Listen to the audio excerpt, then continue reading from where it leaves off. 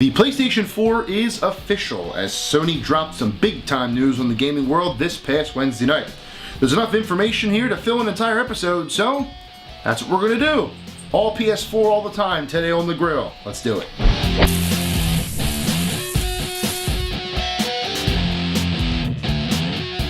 Hello and welcome to the February 23rd episode of GamerNode.com's Hot Off the Grill. Senior editor Jason Fanelli is here, ready to bring you the biggest gaming news of the past week.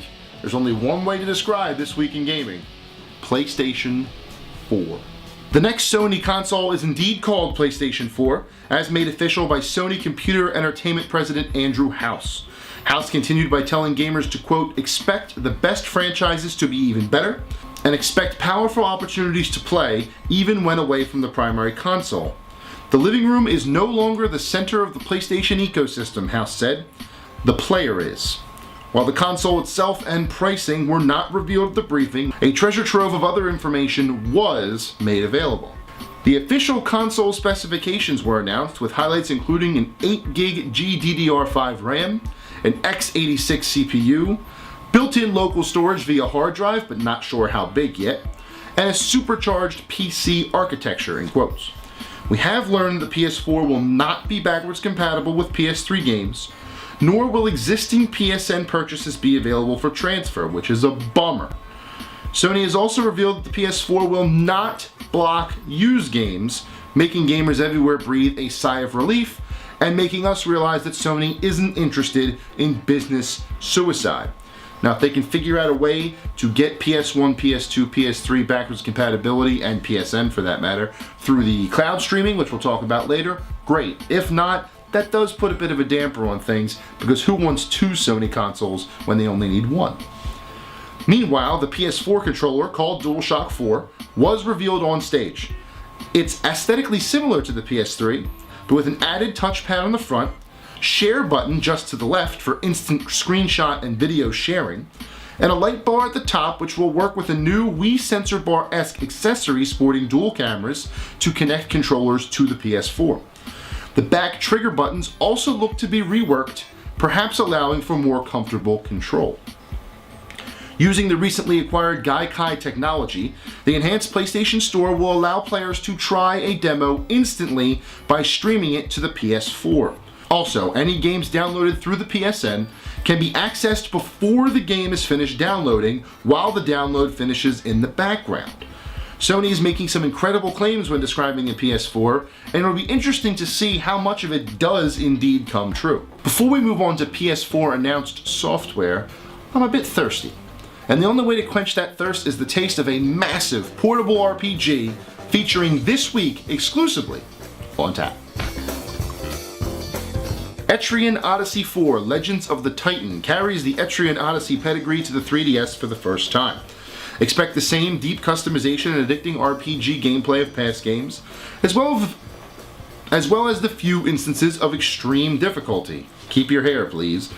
Etrian Odyssey is the only big feature this week, so will you be tasting what's new on tap, or going back to some older flavors?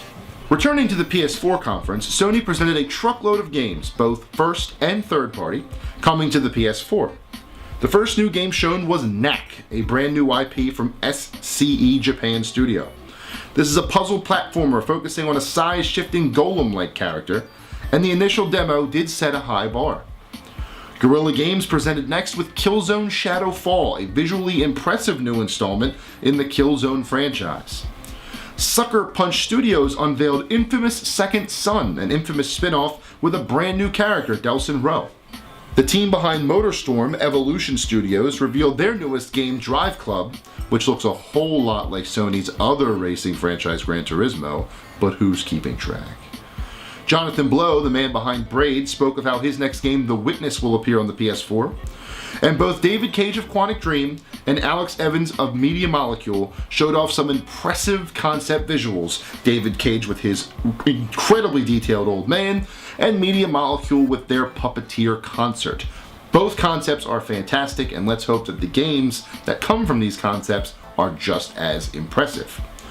On the third-party side, Yoshinori Ono of Capcom announced Capcom's new game engine, Panta Ray, and the first game from it, Deep Down, a fantasy dungeon crawler with some of the prettiest fire graphics I've ever seen. Square Enix replayed the Luminous Engine video from last year, then announced that the next Final Fantasy game will be revealed at this year's E3. A turd amongst the diamonds. Thanks for nothing, Square.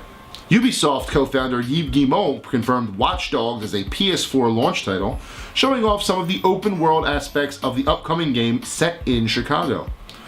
The most surprising moment of the show came when Chris Metzen of Blizzard took the stage to announce that Diablo 3 will be coming to both PS4 and PS3, promising a console-friendly experience. And all those pops you heard were PC gamers' head exploding. Finally, Bungie showed off the first footage of their next game, Destiny, while announcing that the PS4 will see some exclusive content. Whew, that was a lot of Sony news, but it looks like the PS4 is in a prime position. I guess there's only one thing left to say, really.